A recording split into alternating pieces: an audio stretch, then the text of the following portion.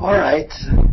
There are two sides or two parts to initiatory work, and the first part of initiatory work has to do with cleansing and purification and harvesting of soul material. Afterwards, in the second part, there is more creativity and moving forward in evolution. Looking back on these notes as I've been preparing for each night, I note that almost everything in these talks is about the first part, about the cleansing and purification. So things are pretty strange in this.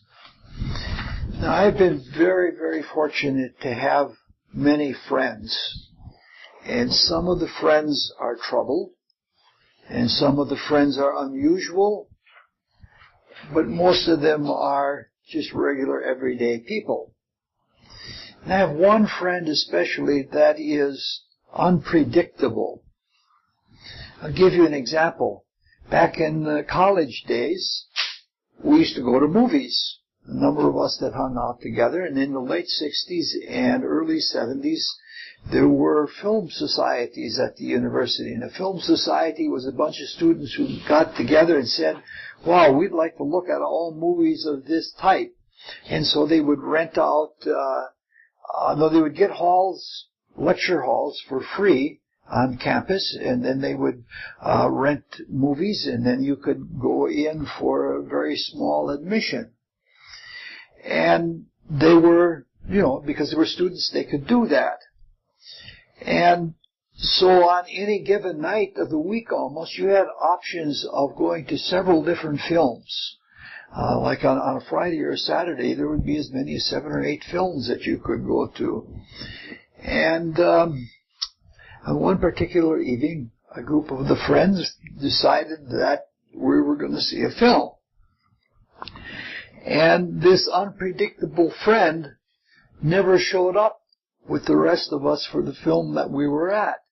After it was over, the friend showed up, and what had happened was that he had somehow strayed into another lecture hall and saw another film, and he became so engrossed in it that he didn't see the same thing the rest of us did. Then he met us afterwards and started telling us about the movie that he saw, and it was so much more interesting than the one that was intended in the first place. In fact, I remember one time the two of us decided we're going to go to SeaWorld in San Diego. And we take off to go to SeaWorld in San Diego, and we end up spending a day in the mountains walking in a mountain park. You never know what's going to happen with this guy. And he was the kind of person that meandered into all sorts of things. I mentioned him this morning because at one time he belonged to a UFO cult. And that isn't all. Any kind of thing that you can think of a spiritual group or a psychological group or whatever, he's been in it. And he'd become fascinated with it. And for years, a lot of us just, what's going to happen to him now? But he always came out the other end untouched by it all. And usually, he had all sorts of insights, because he had opened himself and exposed himself to different things. He saw things in a different world, in a different way, and his experiences brought him to an unusual look about life. All of this is being mentioned because as I was making the notes for these talks, I found that the experience of composing the notes was sort of like knowing this friend. I knew that I wanted to speak about the Gospels, and I knew that I wanted to speak about the mysteries, but I would start out on something, and something else would come along in the way, and I would be diverted. And so I apologize if these talks are not, or if they're too irregular, or they don't seem to be following any kind of a track, because that's the way that it happened when I was putting them together. another thing that happened along the way is that when I would go into a subject that I wanted to delve into and talk about, as soon as I dug into it, I would find there were many, many meanings and many, many things you could follow. And one of the greatest weaknesses of my life personally is that I am greedy. And in my greed, I always want to do everything. I always want to do more than is really all right. And so what happened is that some talks are all over the place, and there's too much in them, and the consequence is that they don't have a good continuity, and they end up being rather shallow. And this talk is started out as one simple, silly little talk, and part of it will be tonight, and part of it will be tomorrow night, because I got into that distinction. The topic is spiritual cleansing, spiritual purification, and the spirituality that goes along with that. And the symbol or the thing in the Gospels that we're looking at is John the Baptizer. And baptism has many, many meanings, many, many interpretations, and in a very way of the world view of baptism, there are a lot of controversies about them. Not only in Christianity, but probably every religion and every mystery tradition has some rite of ablution. It seems to be native to our consciousness to go through these kinds of things, and usually, with regard to the esotericism, whether it is Christian or pagan, it was something that was an early part of the initiatory work, cleansing. Because we are all sinful people, we probably all need cleansing. It's an important thing to us. However, ablutions usually take on a significance that is beyond cleansing. And in Christianity, whether it's exoteric or esoteric, there's no exception. It becomes almost a mania among Christians. In exoteric Christianity, there's great controversy about baptism. That is, when should baptism be performed? In most Christian denominations, it is performed in infancy, as soon as possible after birth. In fact, it used to be in Christendom that the person didn't know their birthday, but they knew their baptismal day. And that had a lot to do with saints and things like that. And for the newborn, it is an acceptance into a religious community. And a bond is formed between the newborn and the community, so that the community is supposed to look out for the child as it grows up, and the child has someone that it can rely upon. In infant baptism, the infant is plunged into a life in Christianity. And there is a promise that the child will be brought up in Christianity until it can be confirmed as an adult. The belief about baptism used to be so strong, it isn't so much anymore, that if a child died before being baptized, they believed that it went into a special place, a limbo, where it had to wait rather than going to even purgatory or heaven or anything like that. Of course, you could take the child out of limbo for a small fee. That was the prerogative of the church, and that's something that often happened.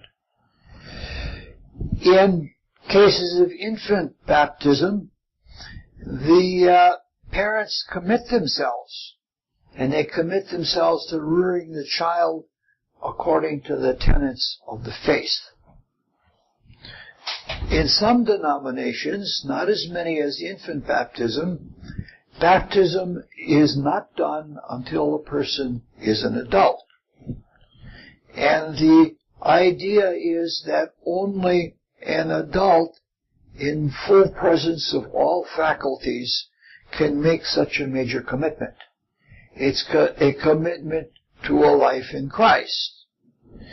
Now, it's not scientific, but in my observation in watching people that have gone through infant baptism versus those who have gone through adult baptism, it's clear to me that the people who have gone through adult baptism are much stronger in their faith, and they're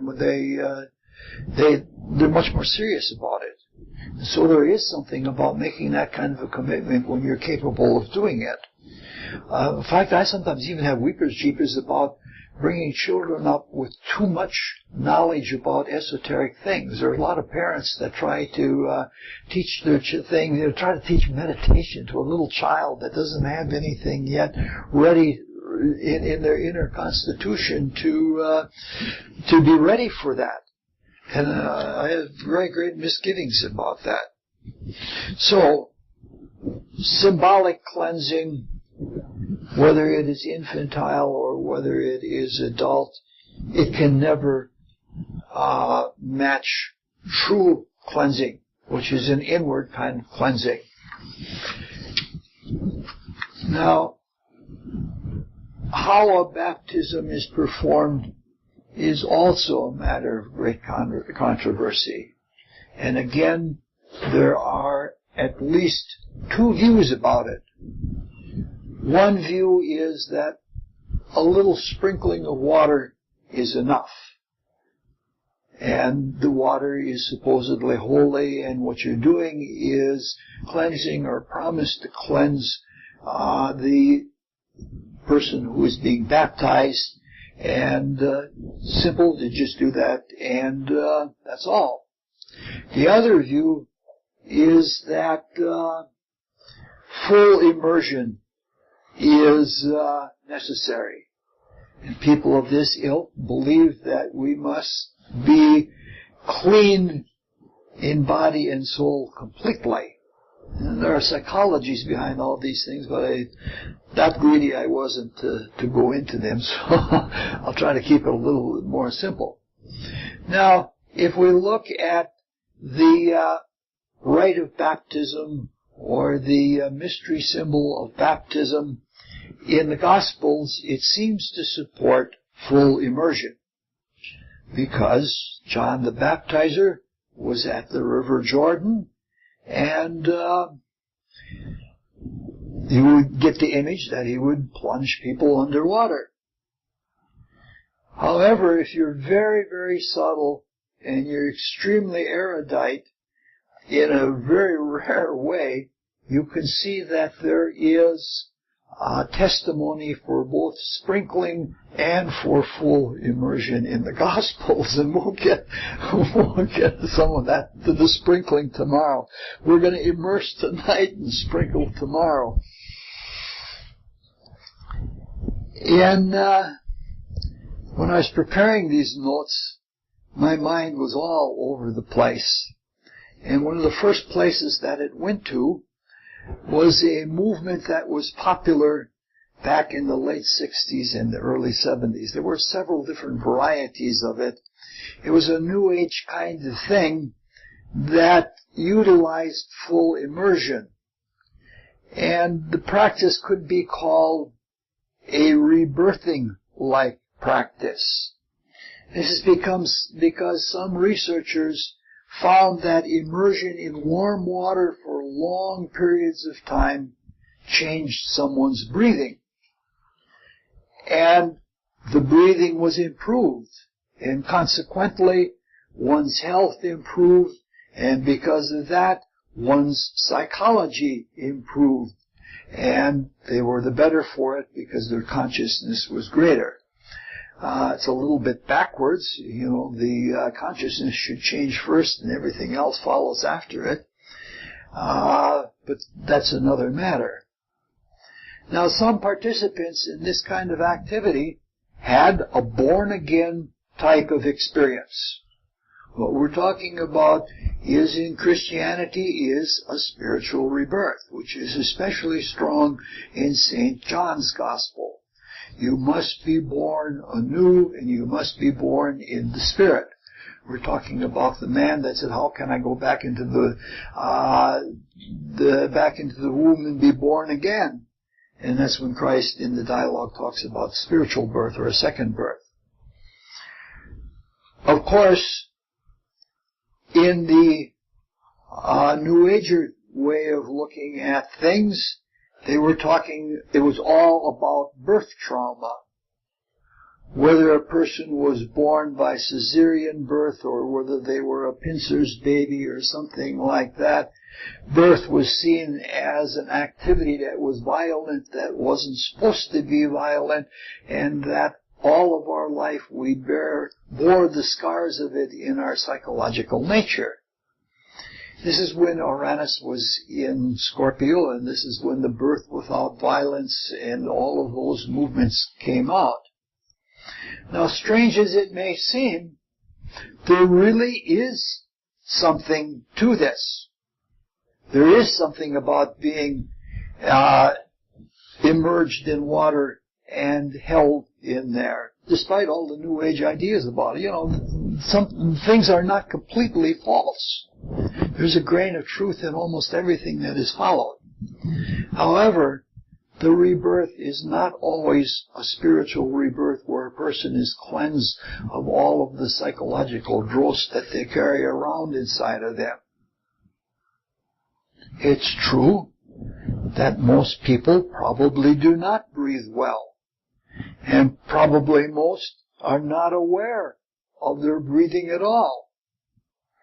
And probably most people would benefit by being aware of how they breathe and of learning how to breathe better. The benefits would certainly be physical and probably better attitudes. But given all of these benefits, breathing exercises are not spiritual exercises. In the Rosicrucian view of things, breathing for health is very good. One can improve one's health very much that way. But breathing for spiritual change is not to be done. There are all kinds of psychophysical things that can be produced by various different kinds of breath control. But they're not spiritual. Spiritual exercises involve the spirit, bringing the spirit, usually through the self, in deliberate self-consciousness, to bear on the vehicles of the spirit, usually the vehicles that are most close to the spirit, like the mind and the desire body. Those are spiritual exercises. Breathing is not a spiritual exercise. Put in another way, as one person said it, you can't breathe yourself into heaven. It just isn't going to work that way. Now, I've known in my life several people who have had full immersion to almost being drowned. And two in particular come to my mind. And one was a man that I worked with. And he was a regular, everyday kind of guy. He was conservative, politically, socially, very conservative. He was straight-laced, and he was what we would call uptight all the time. However, when he was a very young man, he had almost drowned. And he had experienced the panorama. And when he experienced the panorama, even when he would tell me about it many years later, it must have been at least 25 years later, you could see that he was seeing those pictures all over again. And it was like he had been watching a video or something like that. The experience was deep enough to have a psychophysical effect, but it wasn't deep enough so that he was removed from the physical so far that he was awake in the spirit. And so what happened was that he had a loose connection between the higher and the lower ethers, which made him sensitive. And I worked with this man for years, and it was really interesting because he thought that me as a person was wild and crazy. And he just, like, I stood for everything that he didn't like. But it was really interesting to watch because I've been rather outspoken about spiritual things. And I started talking about spiritual things, and he couldn't help but listen. Because, like if you have the tight connection in the vital body, all of this sounds like crazy talk. People who are solidly in the world, they don't sense. But when you have that looser connection, then the intuition strikes the higher part of the vital body, and you're intrigued, and there's something there. And it was interesting to watch. If we were around the shop, we'd be in the coffee room or something like that, and I'd start talking, and he'd start frowning. And the next thing you know, he was listening, and he had all kinds of self-conflict. It was quite an interesting experience altogether. The other fellow also experienced the panorama, but he didn't experience it as much as a series of pictures. Instead of pictures, he saw scenes from his life that had emotional and moral tone qualities in them. He saw his attitudes fed back to him, and the attitudes of people that he interacted with were fed back to him. So he did, to some extent, have a born-again experience. Not really deep, but quite enough to change his life. And he, because of it, became an extremely open-minded spiritual seeker. And his life was, some people, when you're ready spiritually, you don't even need the admonitions of the Rosicrucian Fellowship. I've known a few people in life that have never heard of anything like this. Excuse me one second.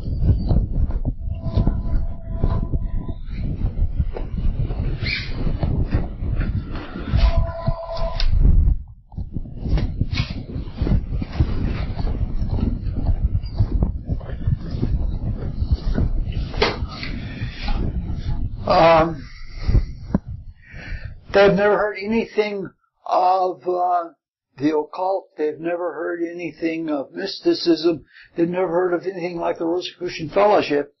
But they know, because they're right, the big words are love and service. And I've known a few people like that in life.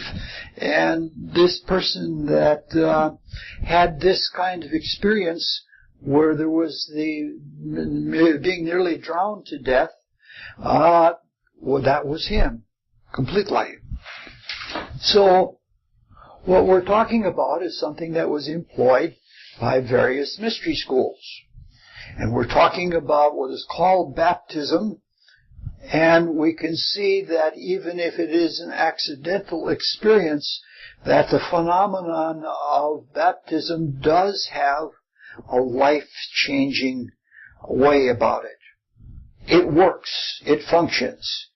And in the mysteries, people used it by immersing people in water and holding them in water, underwater, long enough for them to be changed, except, I suppose it's like everything else, that sometimes they misjudged, but that's that sort of thing does happen. It has to work. because it's based on the principles of nature. It's based on the principles that are inherent in the desire body and the vital body. Nonetheless, in modern Christian mysticism, in Rosicrucianism, it is archaic and it's potentially dangerous. This is because the mysteries have been Christified. And in Christification, one of the very highest principles that we all live by is freedom.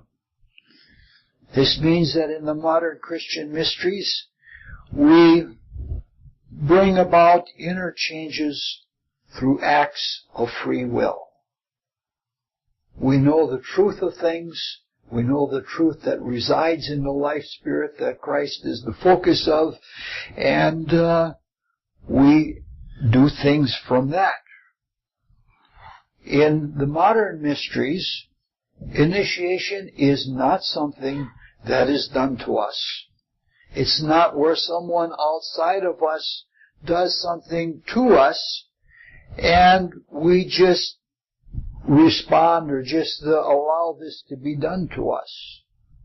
Initiation, though there are times when it happens very suddenly that you are helped or that you resonate with someone who has already had the experience and you are open to that, initiation is something that you live yourself into.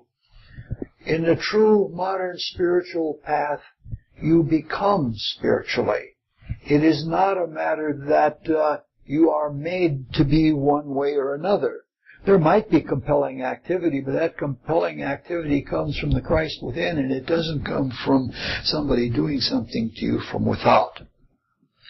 So, voluntary retrospection, which is what happens at death, what happens at drowning, or what happens when we freely choose to do it, is much more difficult than having it happen to you, but it's much more worthwhile, it's much more valuable.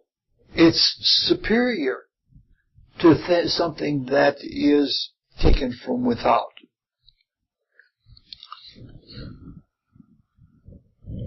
If you have done something on your own, from yourself, where you don't depend on a drug, you don't depend on an outward experience, but you know that it comes from you and that it is free will, you choose it, then there are no doubts about it. It's like science. We say that we know that something is true because anybody can do it and they can prove it for themselves. And if you, by your own act of free will, can bring about a change in consciousness and bring an understanding of reality, that is something that's proven to yourself. It's not something that comes from outside. You don't have to worry about whether this is going to work or not work. The beautiful part of it is that it is safe. Because a lot of the things like breathing exercises or bringing people to near drowning states or giving them pills of one kind or another, that's dangerous. And the body is much too beautiful and precious of a thing to destroy it by procedures like that. Now, in the example of these two individuals, we can see that the panorama, that is, seeing the etheric memory of nature within our own vital bodies, that can happen at various depths. The first man saw only pictures in the ethers. It was, for him, an almost automatic experience. The second man saw the pictures in the ethers, and he felt them in the desire body. His experience was much more like purgatory and first heaven. And his experience was as our retrospections should be. Christian mysticism is not a cold, matter-of-fact occultism. We feel things, and we are meant to feel things. That doesn't mean that we blubber about emotionally or things like that, but we feel things because that is reality. And we can't awaken in reality, we can't grow up in reality unless we experience it fully. And if we do that in possession of our spiritual nature, that is when we grow. So, this kind of thing should permeate our lives entirely, and not just in a few incidents. We should be thoroughly imbued with feeling. So there is another reason why in the introduction to the Rosicrucian Cosmoconception, there is the anecdote of the man on the verge of drowning and wanting nothing but air. Air, I want more air. It was a baptism, but it was a baptism of another sort. It wasn't to produce a psychic phenomenon. It was a baptism to introduce one to an attitude that should be intense and continuous, and that should permeate our life every day, every moment of every day. I don't want to preach, but I do want to share some observations in a way that sounds like preaching. I don't mean the Harry Truman version. Remember in Harry? I guess there are some people here old enough to remember Harry Truman when he chewed out the Joint Chiefs of Staff, and there was a press conference, and they said, Harry Truman, we hear that you gave the Chiefs of Staff hell, and Harry Truman says, no. I told them the truth, and to them it sounded like hell. Do you know, he was one of the last real presidents that we had that was dedicated. Do you know, when he left office, he didn't get $1 million speaking contracts or things like that. He had to borrow money to get back to Missouri because he didn't personally benefit from things. But we're getting off the track of things here.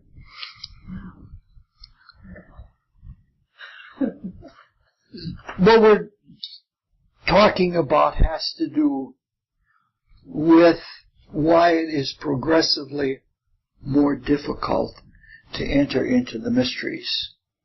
We talked about one reason why it was progressively more difficult this morning. We said it was like trying to catch a freight train.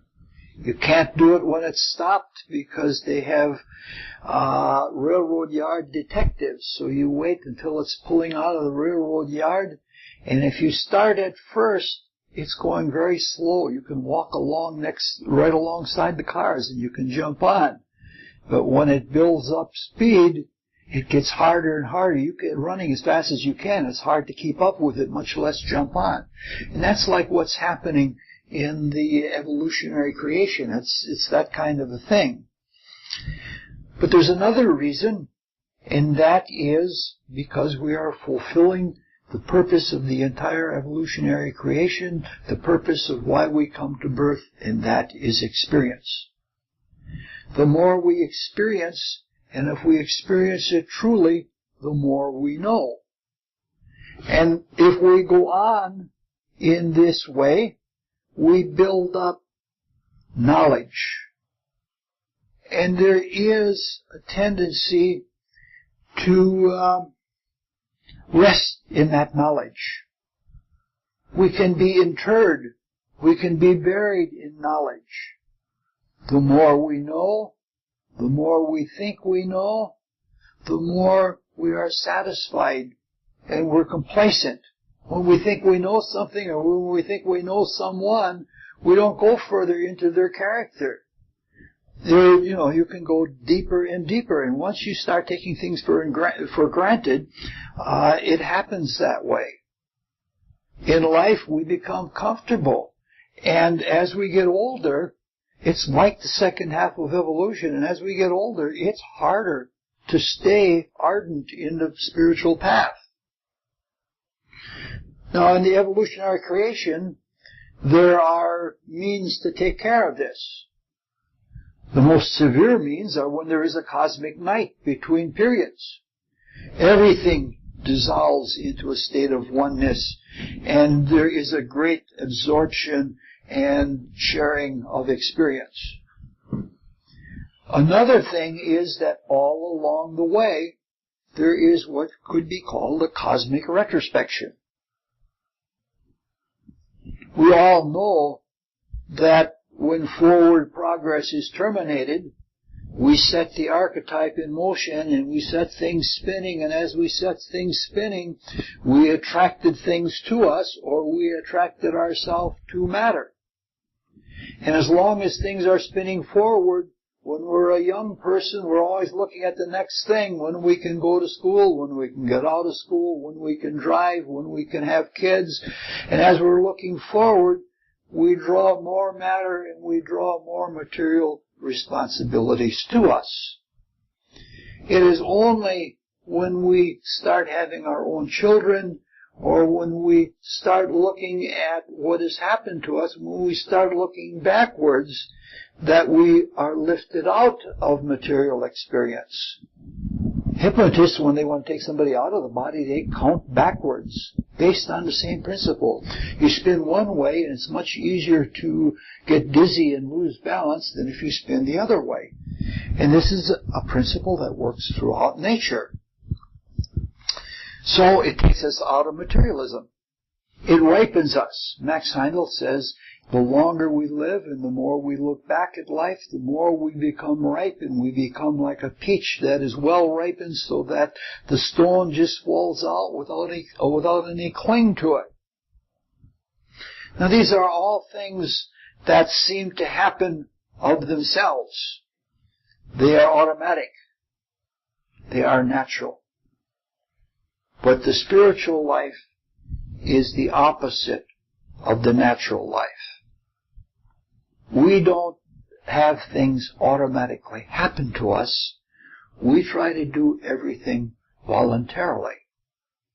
And even in simple ways, this makes a great difference. Like if you're in the army and you have to do something, it's an onus. You hate it because you have to do it.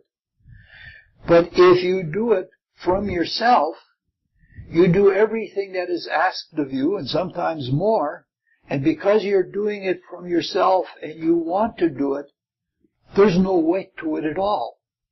That is the lightness of the Christian life.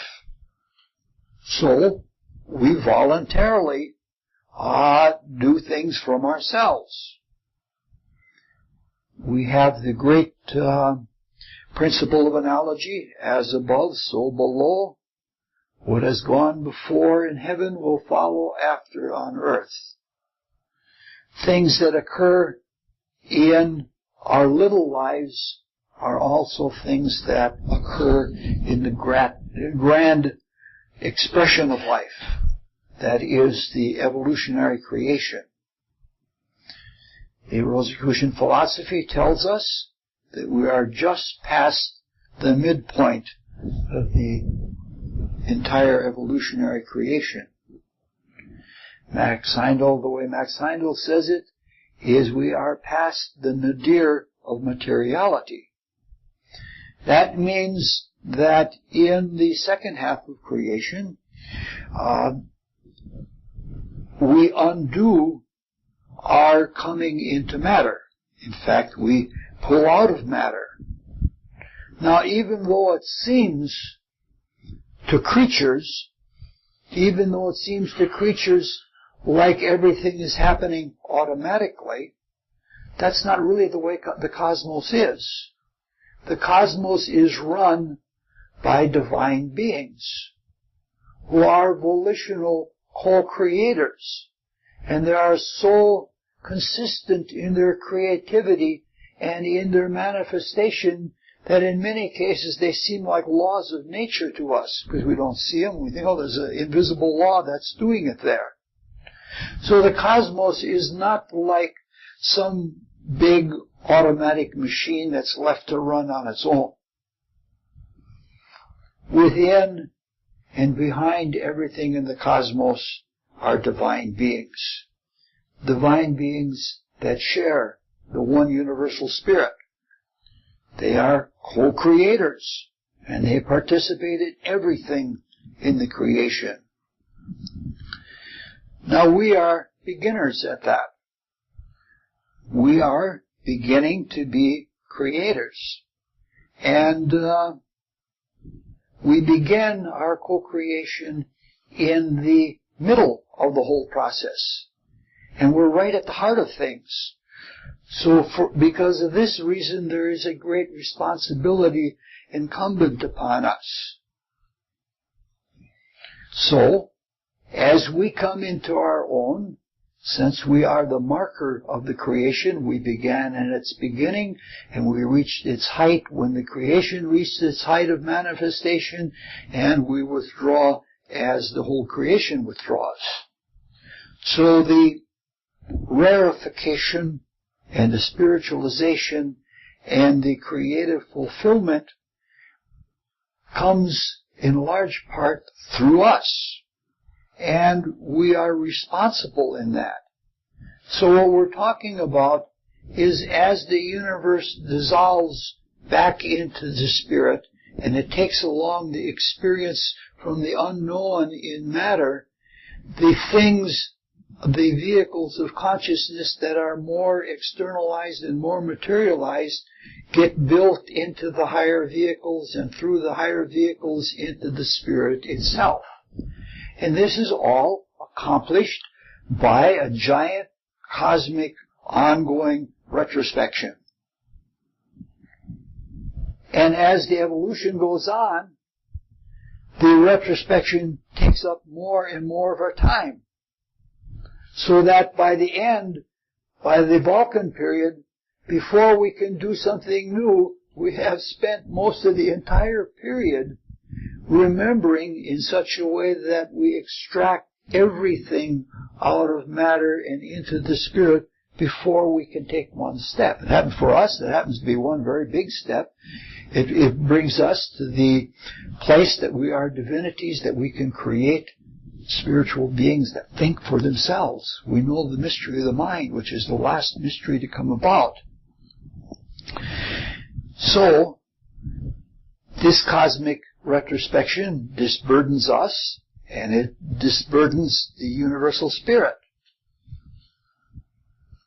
It quickens the spirit, just as retrospection in our life quickens our spiritual state of being. So we become more and more free. And the more free we are, the more we are filled with creative expression. So the spirit is quickened in at least two ways.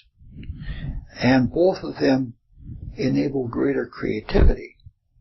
So by reflecting on past activity and the principles or beings behind those activities, we know at this time the evolutionary experience and the principles by having lived them out and having found them in ourselves.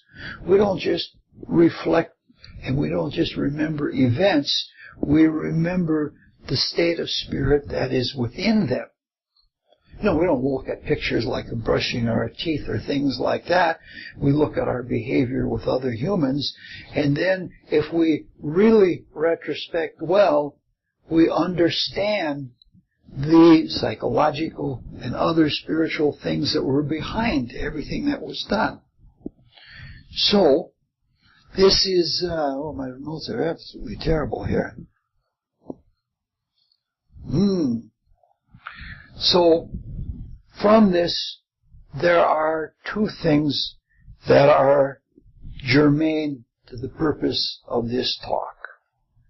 One is that everything is free. Creation is free and it's voluntary, and that is what makes it superlative to everything else. The second thing is that in the cosmic retrospection, as it takes place within the ongoing cosmos. There doesn't have to be a special, personal, exclusive activity like when we do retrospection now. Actually, that will be a big part of the ongoing work. Now, most of us have been more or less on the path towards spiritual consciousness for quite a while. In just a very few days, less than a week, it will have been 51 years for me. And it's a shame how little I've gotten in that period. But during that period that we've been on the path, we've experienced a lot of life. There are very few beginners of us in this room. And hopefully, we have experienced that life with great intensity. The same kind of intensity as the desperation of the young man held underwater that was seeking for air.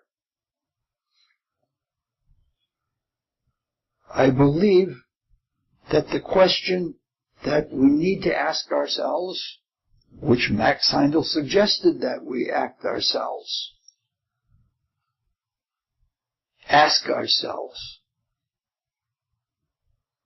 are we more or less intense in our striving now than when we began? Do we want the Spirit and all the things of the Spirit as much as that seeker who was held underwater? Max Heindel used to read The Imitation of Christ by Thomas à Kempis. He read it for devotion and for inspiration.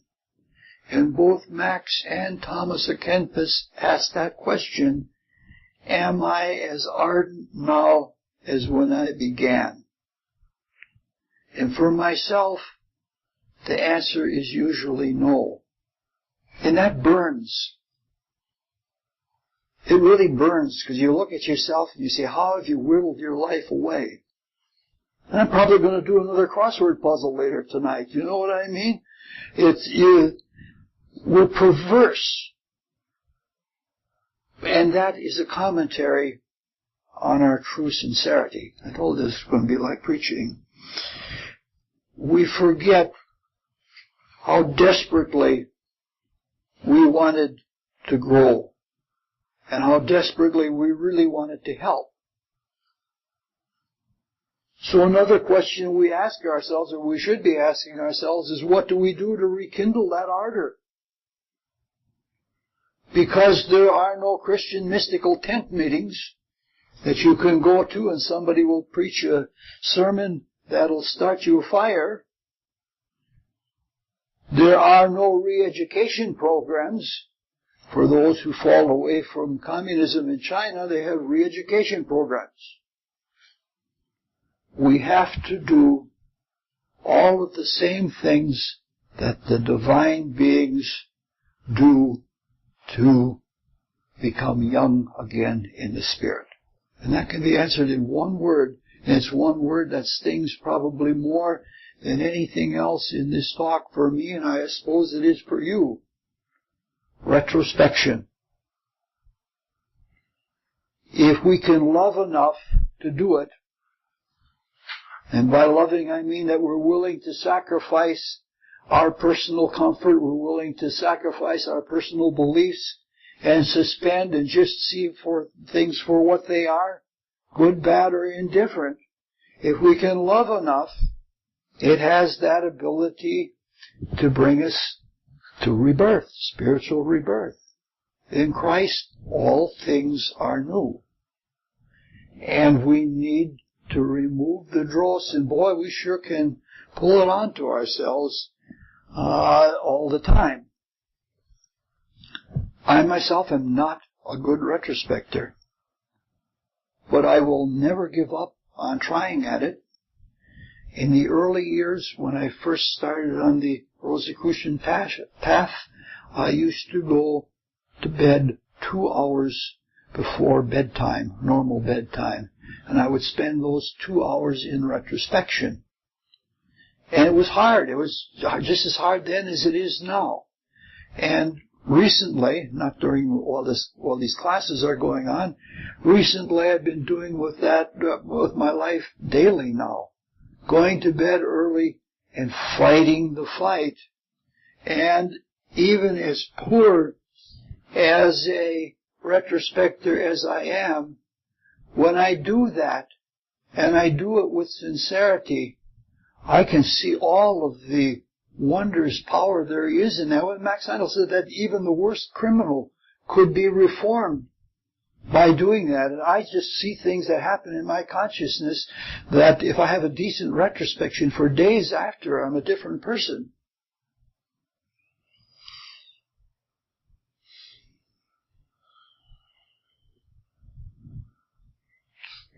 As a little aside of pre- and post-Christian initiation, the mysteries,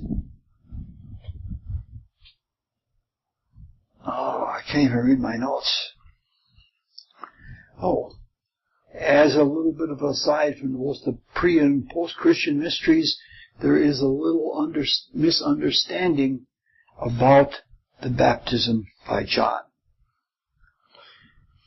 In at least two of the Gospels, John the Baptizer is made to say, "Behold the Lamb of God." Some think that is an allusion to the sacrifice of Christ as a sacrificial lamb.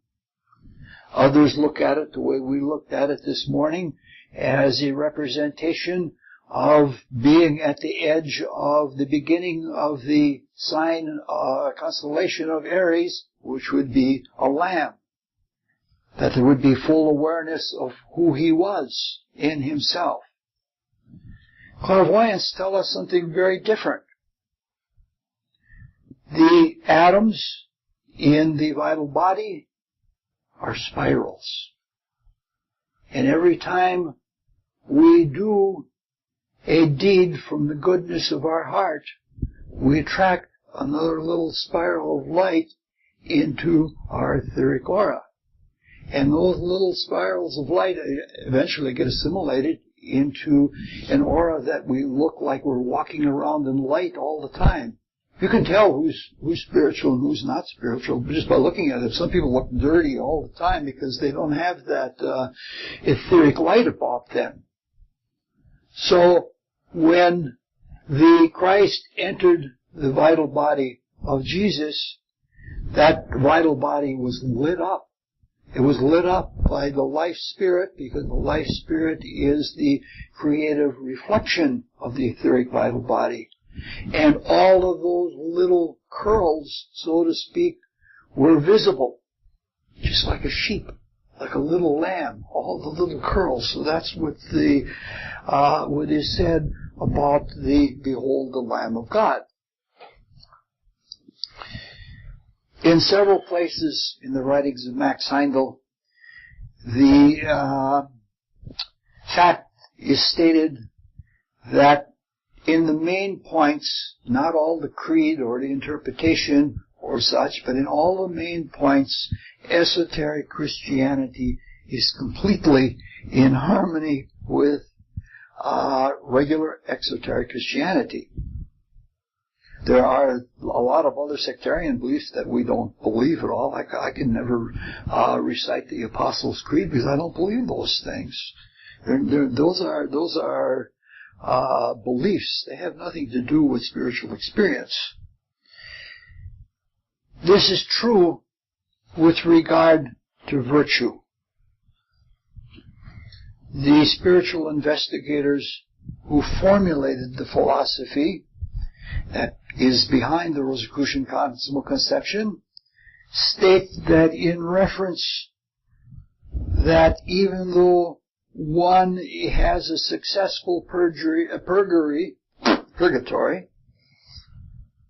after death, and realizes the errors and repents from them, that person is still not transmuted into a healed person.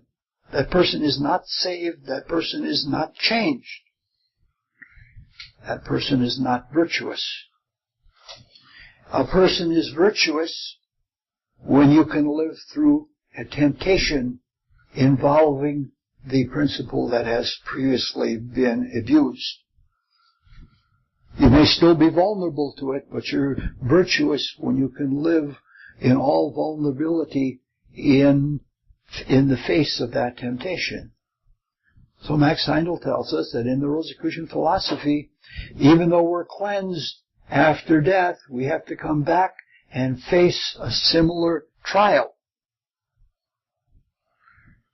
Now, a person does not become virtuous by hiding away from temptation. One only becomes virtuous by facing and meeting temptation when it comes. You don't want to go out and test yourself, because once you've done that, you've already lost. There was once a famous man that tried to prove his sexual virtue by sleeping naked with young women. He lost. He lost before he even got into bed, because he was making the whole trial. Saint Benedict, on the other hand, realized his vulnerability, and he tried to hide away from temptation. And he had a pit, a big deep pit that he dug in the ground, and he lived in the pit in the ground. And you know what happened? Etheric women manifest themselves in the pit, and he had to face the trial that he was trying to run away from in the first place. In the desire world, without the physical body, we are subject to intense desires. The physical body acts as an insulator. In some ways, it's kind of nice to be insensitive, because then you don't have to face all the things that you're too weak to face. Initiates and candidates for initiation are not subject to fewer or milder temptations, but to more and more intense temptations. They're also more and more subtle. They sneak up on you. So initiation is a beginning. And it's the beginning not of a more heavenly life only, but of a more intense life.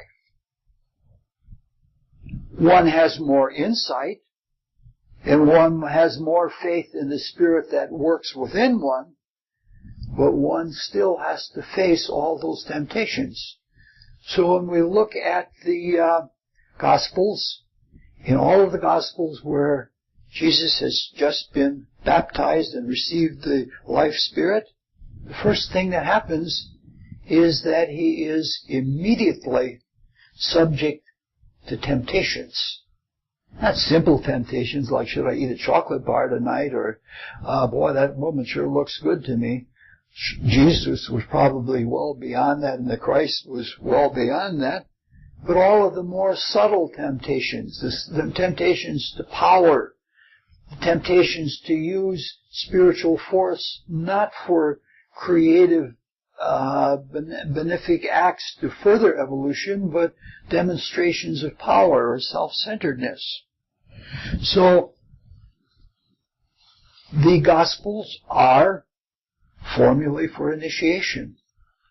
And when we undergo initiation, and when we receive the baptism without water so that we see as much of our past as we can handle psychologically, and we're given the love to face it, our life is not going to be simpler. It's going to be much, much more difficult. And we're going to have many more temptations than we ever had before. But when we do this, at least in the Rosicrucian initiation, the Christian initiation, we know our divinity. And when we know our divinity, we can't be subject to the things that we were subject to before. We know that we are God's, and we don't live so much in a personal existence. We live in an objective existence.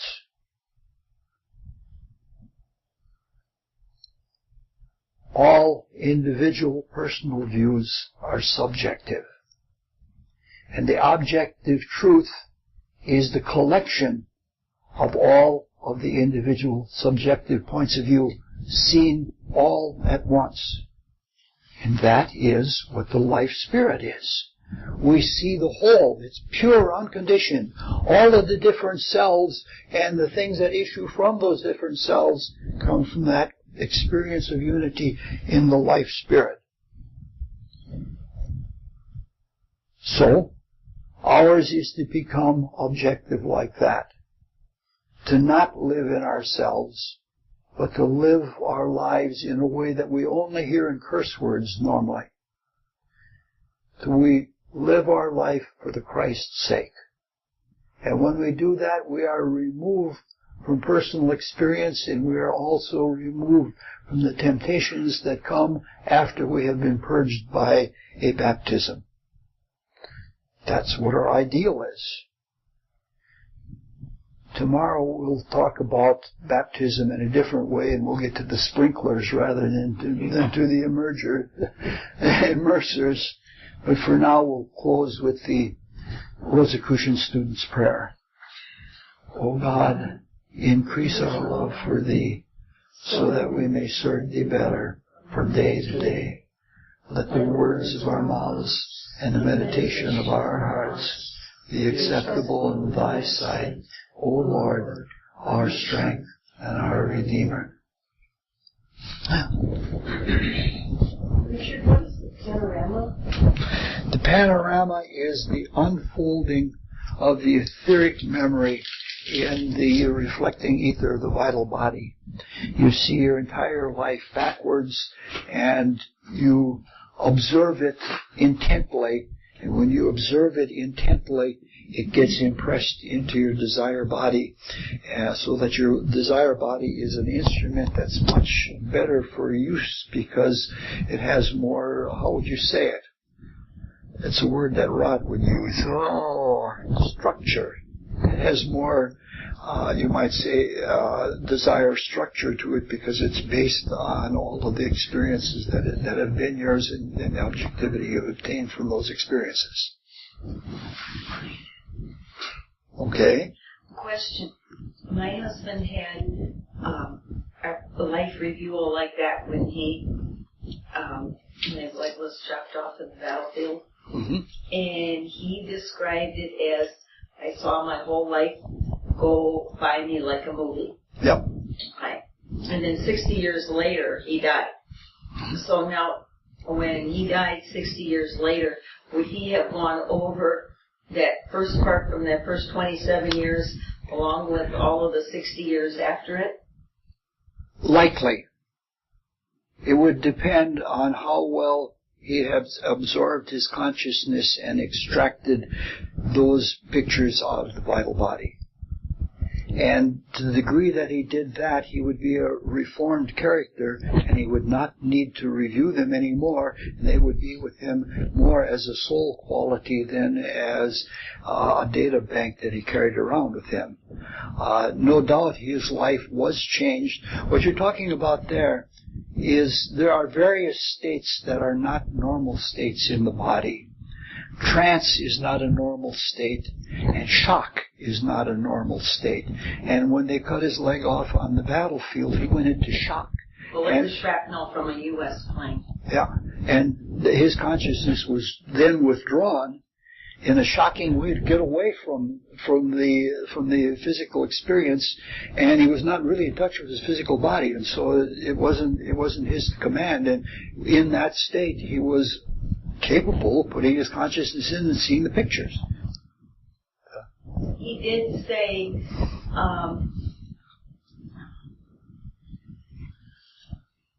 well, one thing I recall is that it seemed to have changed his life. Yes. Because he said things to me when we were first going out to the effect of, God put us here on earth to do good unto others. Now, I don't know that that's something that he learned in grade school or something like that. That's something that's just about a common trait to everyone who has the experience of the panorama in that way. Mm-hmm. They see life with more purpose. Because in the physical body, we're just tied into seeing our own things. And when you've seen things in a way that is not personal, You're seeing pictures that you haven't made them up in your imagination. You're seeing the reality of things. And whether you realize it or not, it sinks into your self-consciousness, and you are indeed a transformed person. And so he may have lost the leg, but he gained a lot in that lost leg because it allowed him to get so much more out of life afterwards. Mm-hmm. What about torture and waterboarding? I wonder what this happens there. To the torturer or to the torturee? I can't, to me... If they're retrospective, if they're panoramic, what is the waterboarder experiencing? It depends on their state of mind.